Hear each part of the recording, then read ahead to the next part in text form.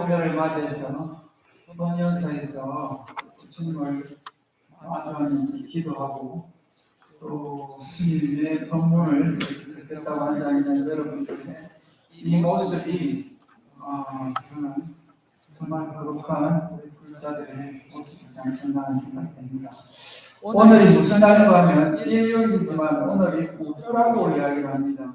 우수가 어떤 날이고 하면 옛날에 이제 대동강 물도 풀린다라고 하는 그런 우리 설화들이 있습니다. 그러면은 대동강 물이 풀린다는 것은 아마 가장 추운 그런 곳이 아마 북한 쪽에 그 대동강이지 않았나 하는 생각이 드는데, 그 지금 꽁꽁 얼었던 대동강 물도 우수를 통해서 이렇게 풀린다라고 하는 그런 이야기를 들어보면 오늘의 특별한 날이라고 봅니다. 왜냐하면 꽁꽁 얼었던 그런 자연 현상들이 이렇게 따뜻한 봄 기운으로 다 녹아내리는 것처럼 우리 마음속에 있는 그런 꽁꽁 얼었던 닫혀있는 문도 이 오늘을 통해서 좀 이렇게 열려지는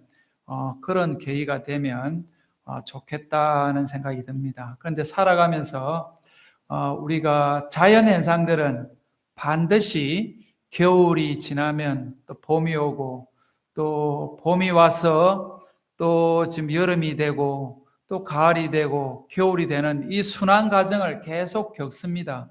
그런데 우리 개인사의 인생살이도 보면 오늘은 좋았다가 내일은 흐렸다가 또 어떤 날은 우울했다가 어떤 날은 또 기뻤다가 이런 것들이 계속 반복되는 것이 우리 삶의 한 과정이지 않겠나 하는 생각을 보면, 자연 현상에 이렇게 반드시 꽁꽁 얼었던 이런 강물도 녹을 수밖에 없는 그런 것처럼 우리 마음에 이런 꽁꽁 얼었던 그런 짐들도 다 풀렸으면 좋겠습니다. 그래서 건강경을 계속 제가 공부하자라고 하면서 건강경을 계속 제가 이야기를 하고 있습니다만은, 건강경 여러분들이 보시면 지난 시간에 제가 이제 어떤 걸 이야기했는가 하면, 이 건강경이 가지고 있는 이 지금 중요한 부분을 어떻게 보면 우리 부처님이 왜 건강경을 이렇게 설하시고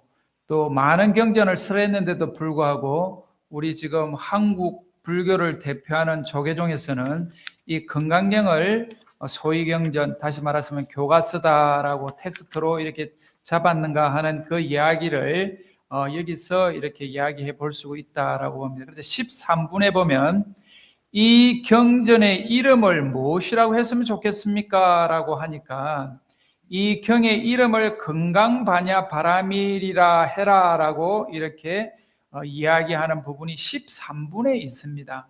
13분에 보면 우리가 지금 이 경전을 어떻게 우리가 불러야 하며 또 어떻게 받아지녀야 하겠습니까? 라고 하니까 불고 수보리가 시경 명의 건강 반야 바라밀이다 라고 이렇게 이야기를 했고, 오늘도 여러분들이 건강경을 이렇게 독송했습니다만은 이 지금 건강 반야 바라밀이라고 하는 이 이름으로 우리가 다시 말하면 우리 불자들이 봉지하기를 바란다, 받들어 가지기를 바란다, 또 이것을 받들어 실천하기를 바란다, 이런 이야기를 했습니다. 그래서 부처님이 설하신 반야바라밀이 반야바라밀이 아니라 이름이 반야바라밀이다라고 하는 이 이야기도 제가 지난 시간에 이 지금 건강경에서 설하신 여러 말씀 중에 이런 말씀이 계속 나옵니다. 불설 반야 바라밀이 적비 반야 바라밀이고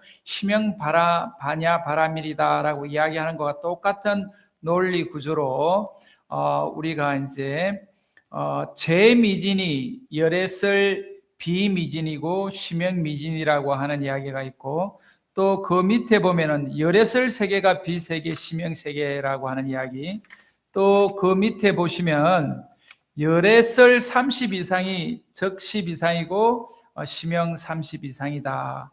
또 그렇게 이야기를 하면서 이 이야기 구조가 뭔가 하면은 우리가 지금 이렇게 지명하고 이름 붙이는 그것은 엄밀하게 들여다보면은 그 실제로 그것을 지칭하는 것이 아니고 본질을 이야기하는 것이 아니고 이름이 이미지로 이렇게 지금 그것을 지칭하는 것이다라고 해서 그래서 우리가 바냐바라밀이다라고 하는 것은 말 그대로 이름이 바냐바라밀이지 실질적으로 그럼 바냐바라밀이냐라고 보면 실질적으로 본원적인 그런 뜻으로 보면 어떤 것을 바냐바람이라고 해야 될지 꼭 집어서 이야기할 수 있는 것이 없다는 겁니다. 다시 말하면 바냐바라밀의 실체가 없다라고 이렇게 볼 수 있는 것이죠.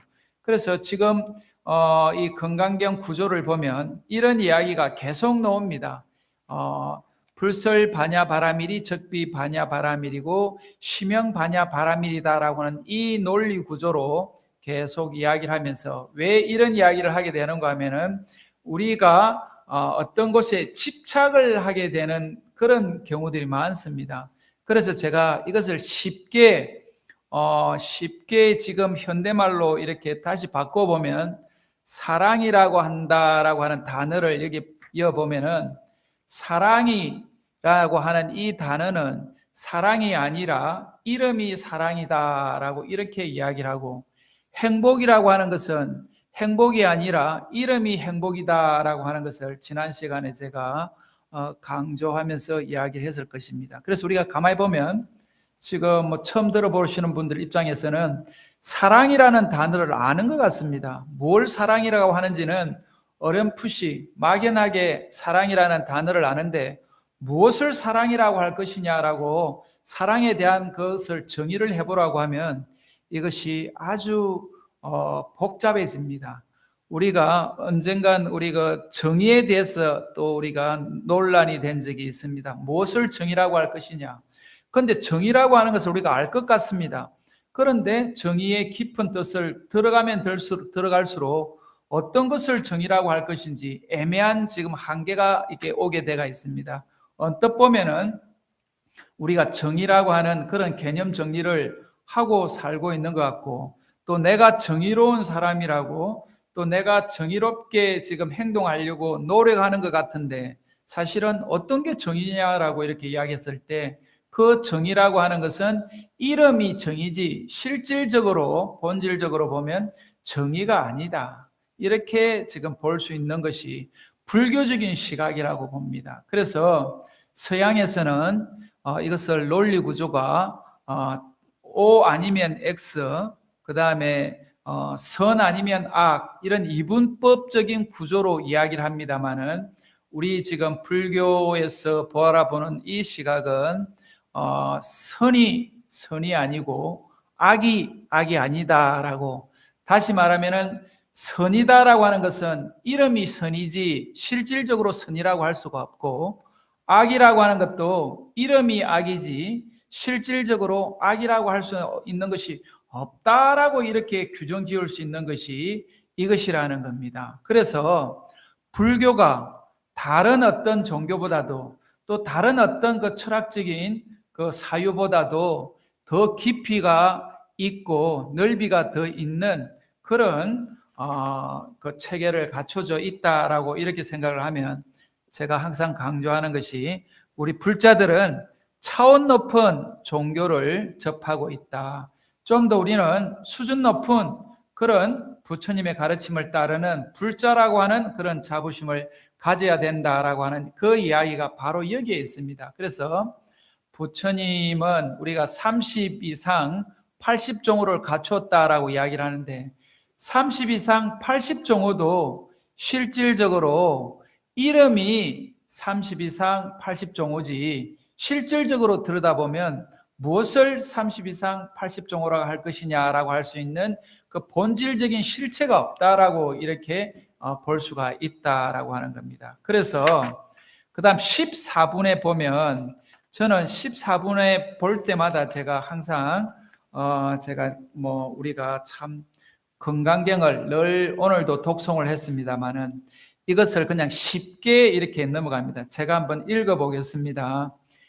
이시수보리 문설시경 심해의치 체류비업 이백불원 희우세존 불설여십 심심경전 아종성내 소득의안 미정덕문 여시견 세존약부유인 덕문시경 신심정정적생실상 당지신 성취제일 희유공덕. 제가 그까지만 읽어보았습니다. 이거를 보면 우리가 이제 이 시라고 하는 것은 이때, 다시 말하면은 부처님이 수보리하고 지금 이렇게 문답을 하는 행식으로 건강경을 쓰라고 있는 이때를 이야기합니다.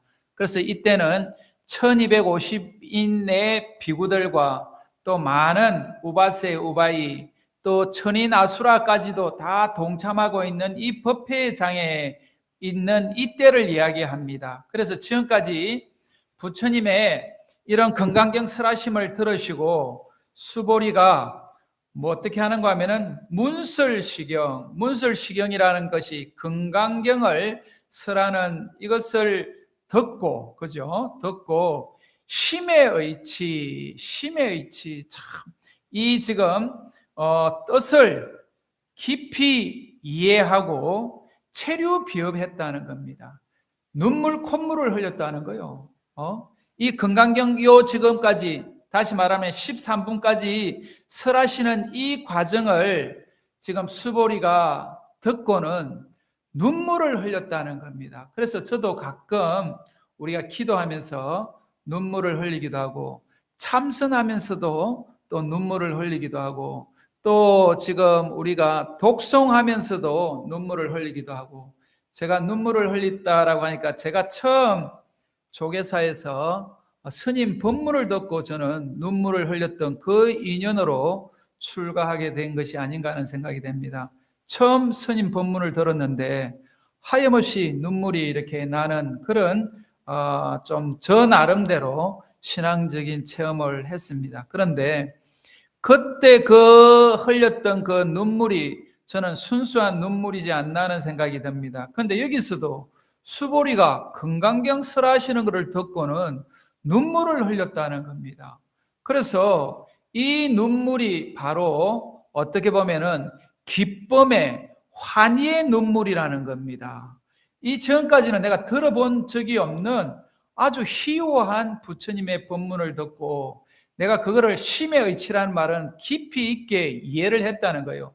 다시 말하면은 13분까지 부처님이 설하신 게 어떤 것을 설하셨는가 하면은, 부처님은 수보리가 어떤 질문을 하는가 하면은 어떻게 살아야 되겠습니까?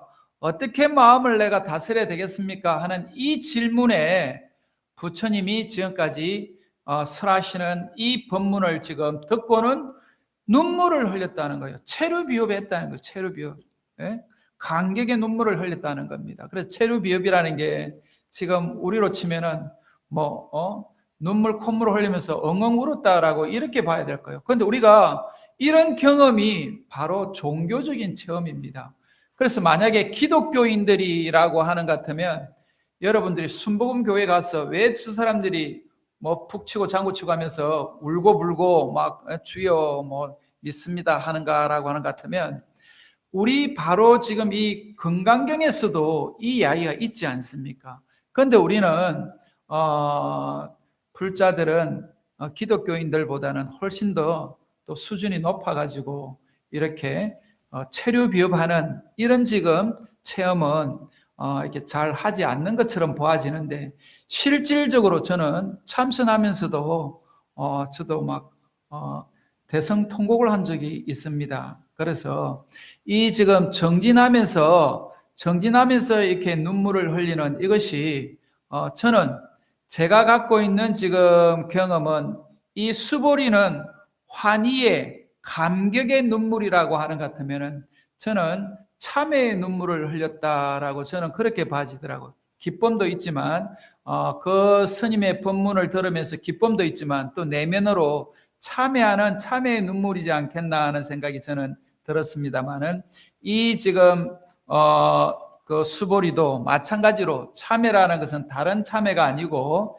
지금까지 부처님이 수많은 법문을 하시고 수많은 또 경전을 설하셨음에도 불구하고 이 금강경에 지금 이 말씀을 듣고 이렇게 기뻐하고 이렇게 지금까지 내가 부처님의 말씀을 내가 이해한 적은 없었다는 겁니다. 그런데 수보리도 아라한가를 정득했던 사람입니다. 그렇게 보면 부처님과 같은 그런 경지에 와 있는 사람임에도 불구하고 부처님의 이 말씀을 듣고 눈물을 흘리면서 기뻐했다나 감격을 했다라고 이야기합니다. 그러면서 200불원이라고 이야기를 하는 것은 부처님께 이렇게 말씀을 드리기를 희유합니다. 세존, 희유 세존. 참 경이롭습니다. 아주 놀랍습니다. 희유합니다. 지금까지 내가 이런 부처님의 법문을 많이 들었는데도 불구하고 이런 법문을 내가 지금 아직까지는 들어보지 못했습니다. 이렇게 수보리가 이야기를 하는 거죠. 불설 여시 심신경전. 그 부처님이 설하신 이런 깊고 깊은 그런 경전은 지금 부처님께서 설하신 많은 경전이 있는데도 이런 것은 자기가 못 들어봤다는 겁니다. 그래서 아종성내 소득해안, 내가 옛날에 그러니까 얻었던, 그러니까 옛날에 지금 내가 터득했던 그런 해안으로는 그 지혜의 눈을 가지고 내가 이제 이렇게 봤는데도 불구하고 부처님께서 이같이 깊이 있는 경전 설하심을 들은 적이 없다는 거예요. 미정덕문 여시경이라고, 여시지경이라고. 그러니까 이거는 봐보세요. 우리 지금 수보리가 이 이야기를 하는 거예요. 지금까지 많은 경전 설하심을 들었는데 내가 얻은 해안으로도 이렇게 봐도 지금까지 이런 경전은 못 봤다는 거예요. 그러니까 이 경전이 다른 어떤 경전보다도 아주 대단한 희유한 경전이다라고 이야기를 하면서 그 다음에 뭐라고 이야기를 하시는가 하면은 세존, 약부유인, 덕문시경, 신심청정, 적생실상이라고 지금 당지신, 성취, 제일, 희유공덕 이렇게 이야기를 합니다. 그래서 세존이시여, 약부유인, 만약에 어떤 사람이 덕문시경, 이 경전을 듣고 신심청정, 믿음이 말하자면 믿는 마음이 청정해진다. 믿는 마음이 깨끗해진다. 믿는 마음이 순수하다라고 이렇게 해서 적생실상, 그래서 바로 이렇게 적생실상, 실상이라고 이야기하는 것은 궁극적인 지혜라고 이야기할 수가 있습니다. 우리가 지금 깨닫고 싶어하는 안욕따라 삼약 삼볼이라고 하는 것도 가장 높고 바른 깨달음이라고 하는 것도 실상에 해당되고, 이게 우리 마음의 본질, 근원, 순수한 지금 그런 우리 마음의 본질을 실상이라고 이야기할 수 있다라고 하는 것 같으면, 이렇게 이 경전을 듣고 신심이 청정해진다라고 하는 것 같으면 바로 실상이 날 것이다 하는 겁니다. 그리고 당지신, 마땅히 알아라. 이 사람은 성취 제일 희유공덕. 다시 말하면 이 금강경을 듣고 신심이 일어나서 바로 지금 실상을 이렇게 내게 된다라고 하는 것 같으면은 이 사람은 제일 희유공덕, 최고로 희유한 경이로운 그 공덕을 성취할 것이다라고 이렇게 금강경에 분명하게 이렇게 이야기를 하고 있지 않습니까? 그죠? 그러다가 보니까 이 금강경을 왜 우리가 지금 수지독송하는지에 대한 그런 지금 여기 명분과 당위성이 저는 여기에 있다고 봅니다. 그래서 금강경은 단순한 경전이 아니고 이 경전을 통해서 최고의 깨달음도 성취하지만 최고의 공덕도 성취한다라고 이렇게 이야기할 수가 있습니다.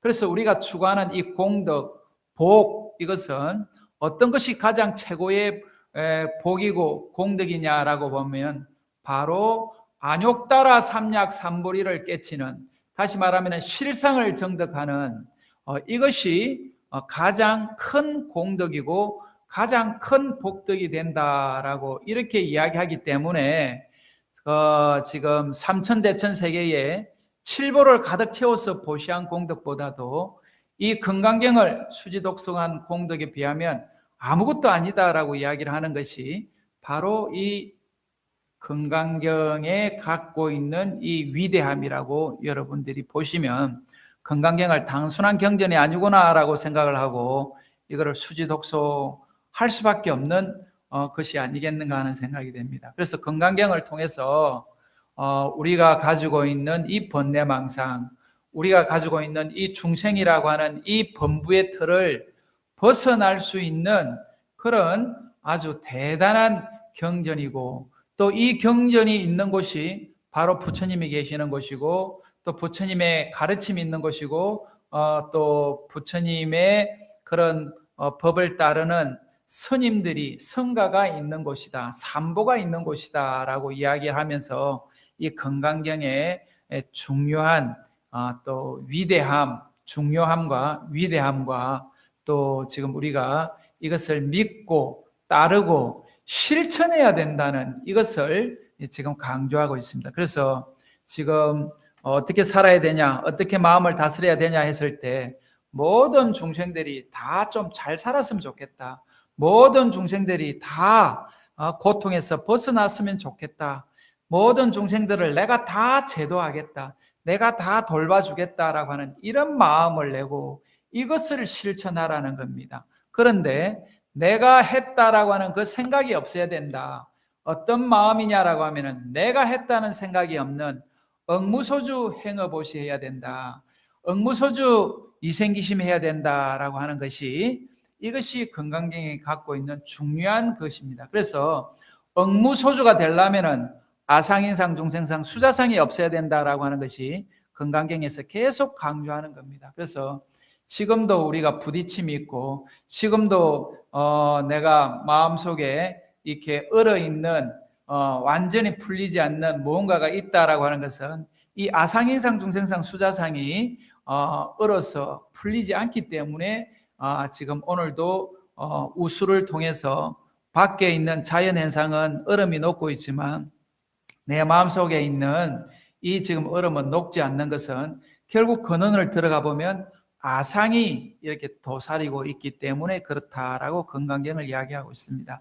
그래서 금강경을 우리가 계속 배우고 익히고 우리가 이것을 수행해야 되는 이유가 바로 여기에 있습니다. 그래서 우리 마음속에 있는 이 얼음을, 마음속에 있는 이 차가움을 다 녹여내려서 따뜻함으로, 또 지금 많은 사람들한테 생명의 감로수가 될 수가 있는 그런 마음으로 바뀔 수 있도록 우리가 노력하고 정진해야 되는 것이 불자들이 해야 되는 일이고, 금강경을 공부하는 우리 지금 불자라고 하면 이것을 노력해야 되는 겁니다. 그래서 아상을 조금 더 녹여내리는 오늘 우수를 통해서 정말 좋은 날인 것 같습니다. 그죠? 좋은 날인 것 같고, 또 바깥을 보니까 이제 봄이 왔구나 하는 생각이 들면서 어제는 또 이제 비가 또 오더라고요. 아침에 보니까 새벽에. 그런데 지금 낮에 또 햇빛이 나고 하니까 이것은 봄을 재촉하는 비고, 오늘 법연사에 오신 모든 분들은 아마 이런 복이 여러분들이 넘쳐나서 마음에 그런 모든 번뇌망상을 씻어내리고 또 녹여내리는 그런 하루가 되고 또 지금 한 해가 되기를 발언하겠습니다. 감사합니다. 그래요. 오늘 우리 법연사에 오신 분들이 정말 고마운 분들인데 지금 우리 법연사에서 지금 내일이 초하루고 그죠? 또 그 다음 달이 윤달로 지금 또 초하루가 됩니다. 그래서 윤달에 또 지금 생전예수제 또 윤달에 또 하는 행사들이 있습니다. 그래서 또 그런 행사도 지금 준비를 하고 있고, 또 이제 3월 달이가 되면 우리 지금 법년사에서 기초 교리를 우리 광우 스님을 모시고 하려고 합니다. 그래서 제가 하려고 지금 했는데 광우 스님이라고 하는 스님이 지금 젊은 스님들 중에서는 가장 요즘 말로 하면은 뭐 핫한 스님이십니다. 그래서 법년사에 모시기 어려운데 법년사에 오셔서 우리 기초 교리 강의를 좀 신심나게 해서 법년사가 이렇게 뭐 한 20명 정도 모이는 이런 법회가 아니고 한 2,000명 정도 모이는 이런 법회가 될 수 있도록 한번 우리가 원력을 세워봅시다 하고 광우 스님을 모셨습니다. 그러니까 여러분들이 지금 법년사가 하드웨어는 최고라고 봅니다. 어떻게 보면 이렇게 좋은 법당이 없고 이렇게 접근성이 좋고 또 교통이 이렇게 편리한 이런 절이 없습니다. 그런데 이게 지금 왜 지금 신도들이 모이지 않느냐, 이 스님들이 제대로 못하기 때문에 그러지 않느냐라고 하는 그런 자책을 늘 했습니다. 그래서 주지가 하는 역할의 한계를 그동안에 쭉 이제 생각을 해서 총무 스님도 송강사 이렇게 학감도 하시고 또 다른 데도 주지 경험도 있으시고요. 또 제가 기도를 이렇게 잘하는 줄을 몰랐어요.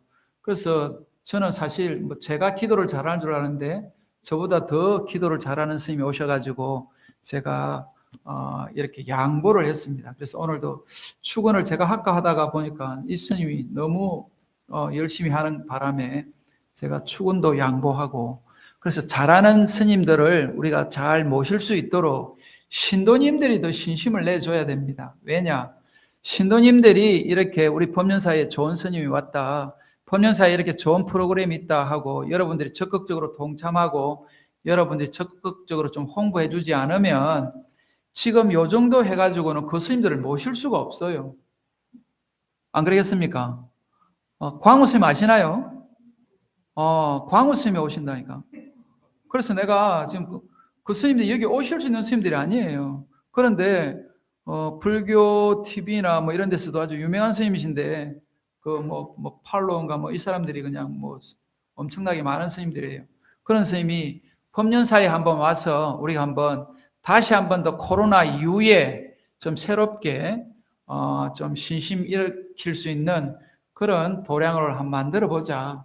그리고 또 어쨌든 지금 불교가 여러분 뭐 잘 알다시피 또 스님들이 뭐 사고를 쳤단다 하면서 그냥 뭐 이렇게 또 이야기를 하시는 분들도 계시는데, 사고 치는 스님들도 있지만 또 법륜사에 이런 좋은 도량에 이런 좋은 스님들이 있다라고 하는 것을 여러분 스스로 자부심을 갖고 여러분 스스로 조금 이렇게 다른 사람을 위해서 설해 줄 수 있는 그런 마음이 돼야지 가능하지 않겠나는 생각이 됩니다. 그래야지 법륜사가 발전이 있고 또 법륜사가 발전이 있어야지 불교가 영원하지 않겠나 하는 마음으로 여러분들이 신행생활을 하신다고 하는 것 같으면 좋지 않겠나는 생각이 됩니다. 그래서 좀 제가 간곡하게 조금 말씀드리는 것은 법당에 좀 많은 불자들이 와야지 그런 훌륭한 스님을 모실 수가 있는데 그러지 않으면은 안 되는 거라는 생각이 좀 들어서 최상의 지금 조건을 제가 여러분들한테